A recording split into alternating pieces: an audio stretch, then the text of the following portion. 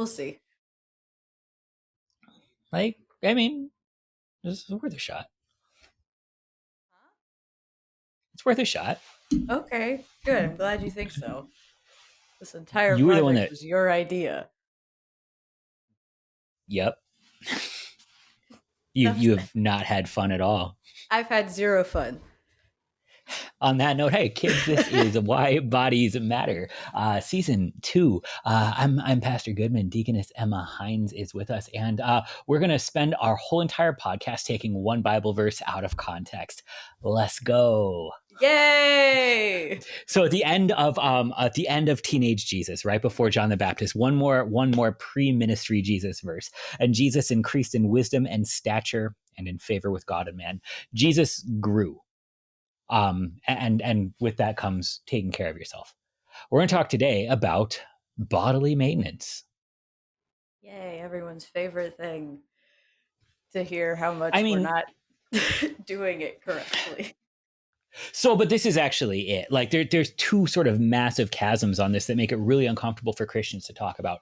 First, like everybody has body image issues, like everybody, not just women, but a lot of dudes have sort of come to recognize that they don't look like Captain America, nor ever will they, and are still sort of expected to. And on the other side of it, is that very sort of real problem that your mind and your body and your soul are connected, and when you don't care for one of those three, the other two suffer. And when all of you is suffering, it's a whole lot harder to live in this world, to care for your neighbor. And so on one side you have the Gnosticism of like not caring for your body, and on the other side you have the Epicureanism of only caring for your body. And we have a Jesus who grew up sort of off screen, and we're supposed to somehow use this idea of like taking care of yourself that you might otherwise care for others as something to norm us. And it matters, right? Well, totally. I mean, we talk a lot like why do we take care of our bodies? Well, one, to serve our neighbors, but also you take care of things. Vanity. Oh, Okay, not right? yet. Yes, but hold on. Shut up. Um, you take care of things that people give you, right? Like you should. Like the first time I break something that I was Mm, given, I feel bad. Like our bodies are gifts from God, and you have the one you okay. have because He gave you that one.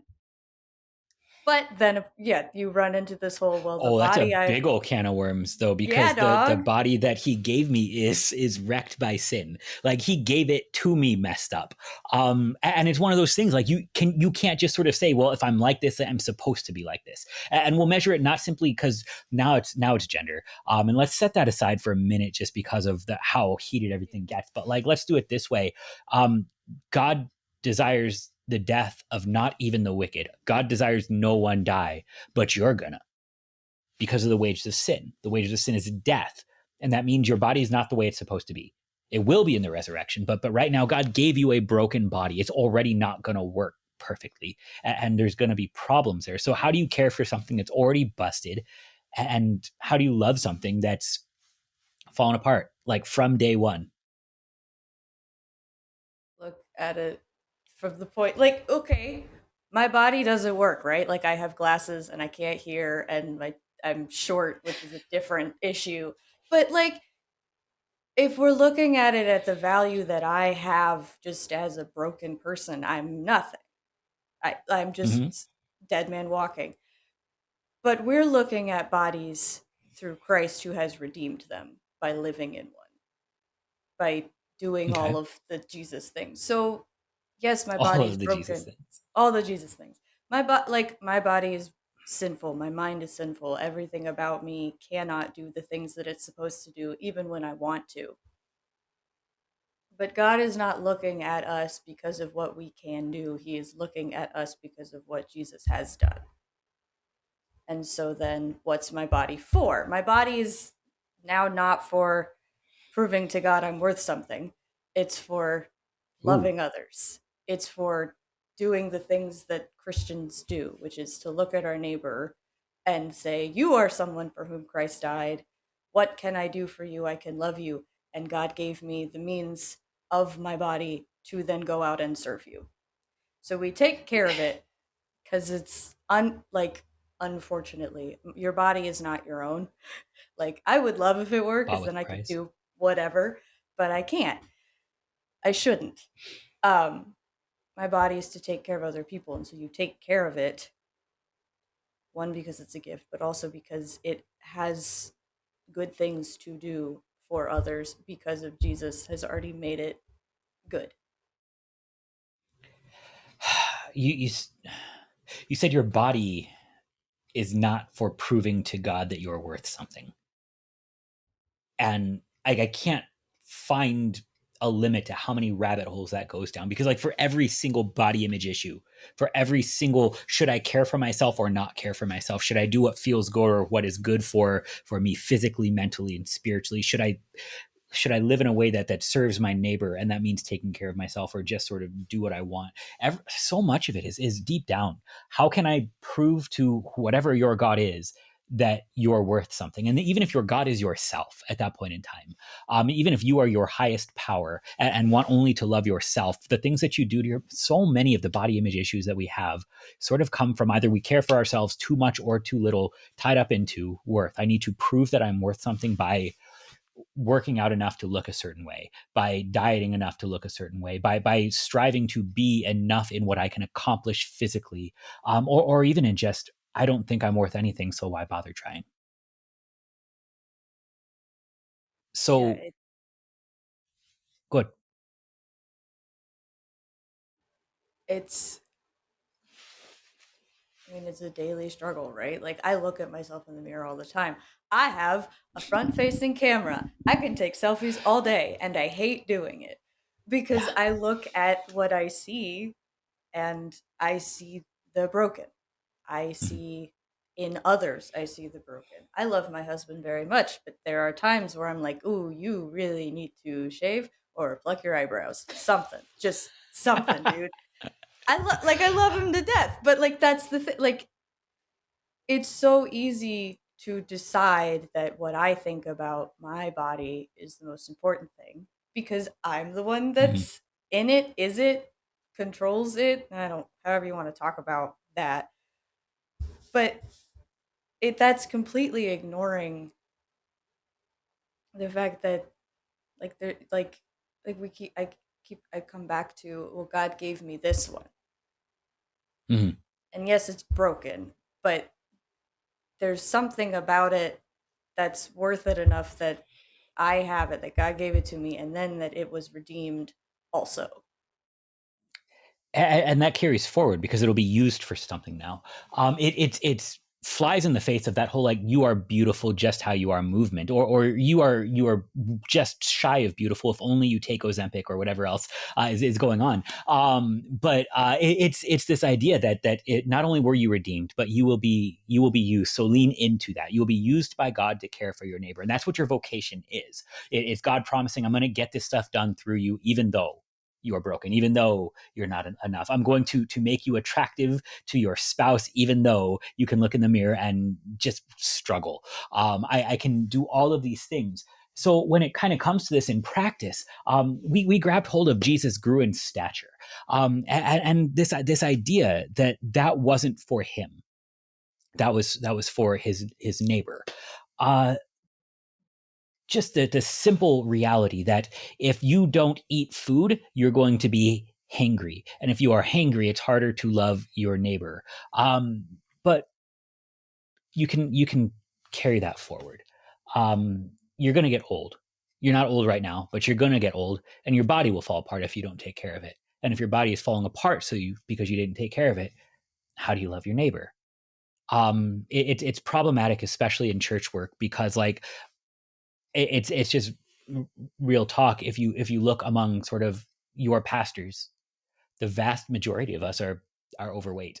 The vast majority of us have heart problems because of stress, and it's hard to sort of manage that first, because it hurts, because we're tired, because we have other more important things to do than caring for ourselves, like caring for you. So where do you sort of put the priority in terms of bodily maintenance, and how do you prevent that from turning then into vanity, and idolatry in and of itself? I mean, if you figure it out, let me know.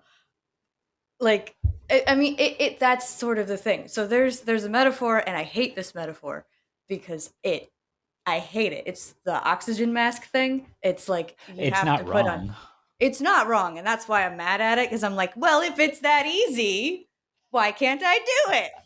because you're not in a But like plane it, crash right now. right? That's why, because So there's not enough, so I should have more stress, and then it'll be fine. that's But that's the it really, metaphor. Yes. there are times where like your body will stop you if you can no longer keep doing the things. And again, what are you trying to prove? Why are you trying to prove? Like, am I trying to prove how many good works I can do in a day?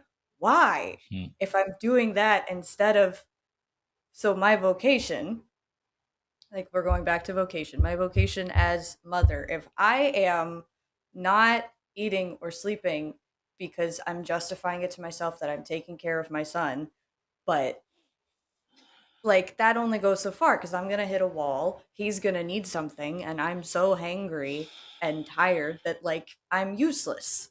And not from a productivity standpoint, just from a I cannot fulfill my vocation. I cannot love the people I am called to love because I don't think enough to be like, oh, it's actually maybe selfish to not take care of myself in a weird Right. way. And it's rest as much as anything. Like I really love that you're calling attention to this, especially just because like I mean, first we live in a culture that takes pride in how busy it is. Like if you actually want to prove that you're worthwhile, it's that you're doing a lot. How are you?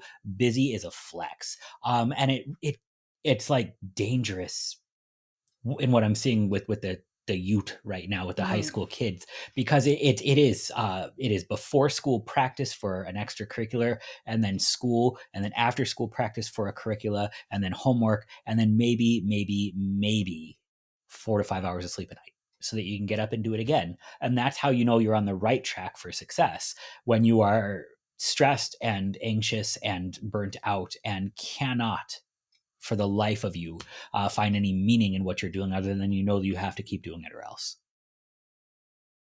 Yeah, it and like to talk about taking care of your body in the way that we're supposed to, in the way that we've been talking about, like really does, like I remember being in high school in the olden days. It's like 10 years It was ago. at least this Ah, century. Stop. yes, it was.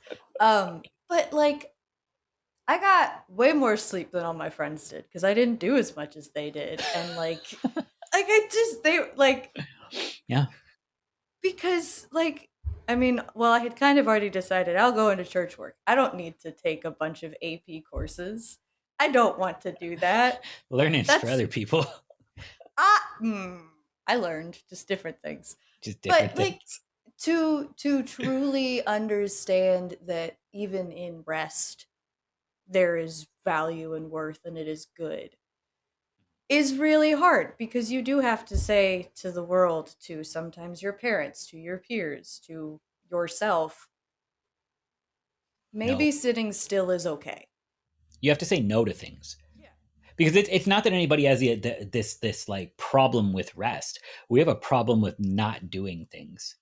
We have a problem with leaving things undone. And here, I mean, like recognize, like if you've gotten 8 hours of sleep, like this is just a day-to-day one, it's a whole lot easier to go about your day than if you stayed up until 6 in the morning so that you could grab a half hour of sleep and then try and tackle the day because you needed to do so much overnight. When you have rest, you get more done. But we war against this thing called the night. Um, we talk about it as evil more often than not. And God made night. God divided the day from the night. And now we have a lot of verses about what is done in darkness, and we recognize that the evil deeds are hidden.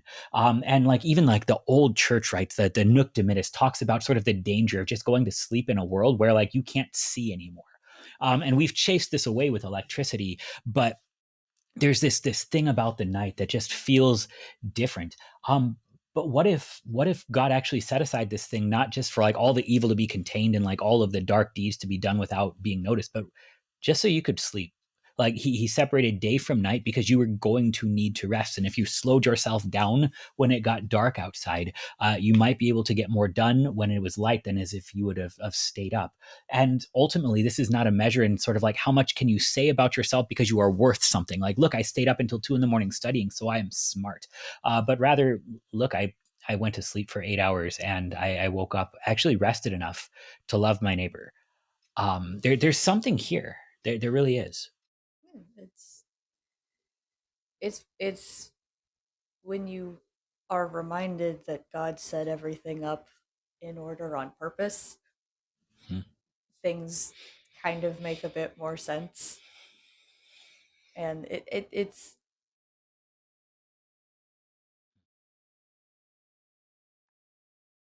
yeah, it's dark out. I can't see. I guess I'll go to bed. Even the dark is ordered, though. That there's something beautiful to that because if it's ordered, that means it's predictable. If it's predictable, it means that like you can actually get an understanding of what's going to be. Like this is actually where Christian ethics come from. It's sort of this basic consequence of actions things, that this cause and effect thing that lets you say there is such a thing as law and order. And other like if I stabbed you, you would bleed, and that can happen predictably. Like every single time I stab you, every single time you'll bleed. And if we don't want you to bleed, maybe less stabbing. And so maybe there could even be like a command that said like, thou shalt Hey, not don't do murder. that. Yeah, knock it off. We should fear and love God so that we do not hurt or harm our neighbor in his body, but help and support him in every physical need. If there's an order to God's creation, if he set it up this way on purpose, that means that when you start to look at it and all the things that are going on inside of it, you can actually recognize like there's cause and effect in all of your life. If you stay up until 4 in the morning, you're going to have a rough day the next day. And so don't. If you eat only junk food, you might feel worse, even though it tastes good. And it lets you start to sort of separate yourself from just living inside of the cause and actually looking forward to the effect. Because like all of the crimes of passion, all of the sins of passion, all the ways mostly that we mismanage our body are rooted only in like the cause part. We haven't looked forward to the effect part yet. I don't eat Cheetos because they're good for me. I like the way they taste. The Yeah. crimes of passion, the dark deeds done by night. Like nobody's thinking about the effect of that. It feels good right now. Let's do it right now. But if it is ordered, so ordered that you can look forward and say there's a predictable end to this, there's an effect that will come after this cause, you get to say like, well, what effect do I want? Do I want an effect where my neighbor is served? Do I want an effect where I am cared for? So what do I need to do for that? And it might turns out maybe I need to get some sleep. I need to actually exercise. I need to actually eat right so that when I look around at the things around me, I don't just want to cause more harm. Yeah. And I think that predictability even goes further. So the resurrection, that's where we're all headed. That's where this whole thing is going. Okay. That's ordered and predictable. We don't know when it's happening, but like we know it No, but is. it's so predictable that we call ourselves saints now. Yeah. And we're in that fun part of the church year where we remember the thing that hasn't happened yet. I love end times. It's so fun.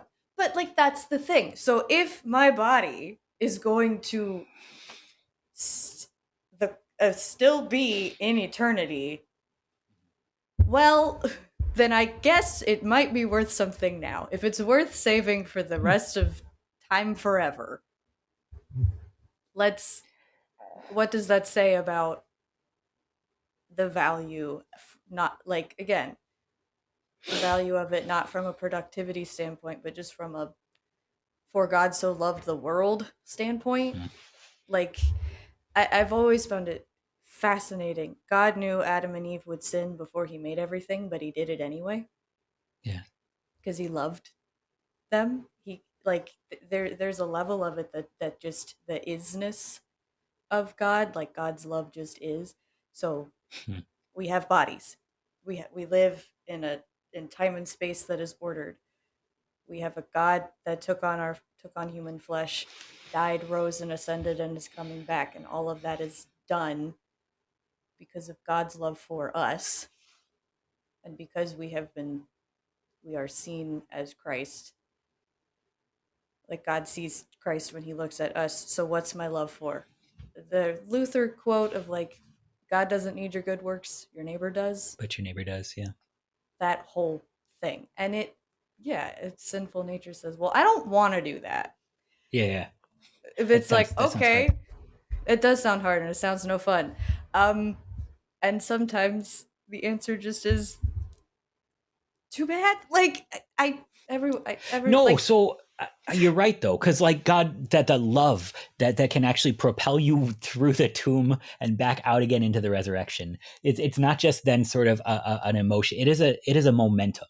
The love of God is a momentum that will actually compel, force good works for your neighbor, but it will force life. Like you can't stay dead anymore. In the resurrection, you will be alive, no longer bound by sin, praising God with your neighbor and rejoicing all the good gifts that He has given inside of creation. And nothing can actually hinder that momentum because God loved you in such a way that it bursts from the grave. And that lets us even talk about sort of the other side of bodily maintenance, because there's the people who don't care for themselves enough, but there's sort of the people who get sort of so bogged down in the self-care that they cannot function to serve their neighbor at all. And in other words, like there are the kids who don't get enough sleep because they have too much activity to do.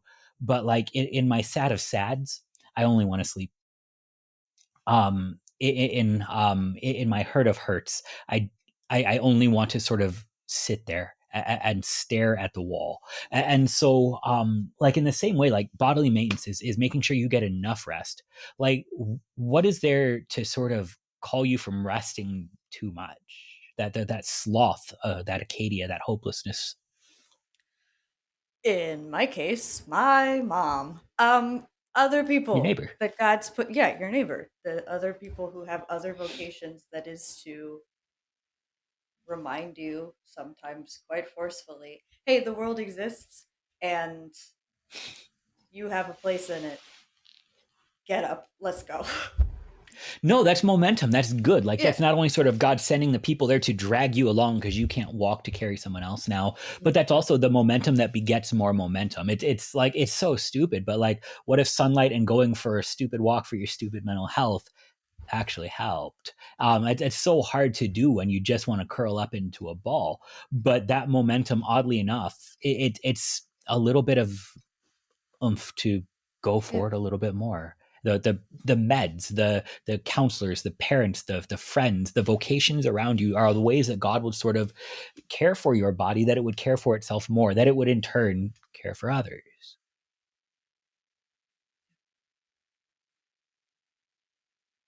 So Yeah.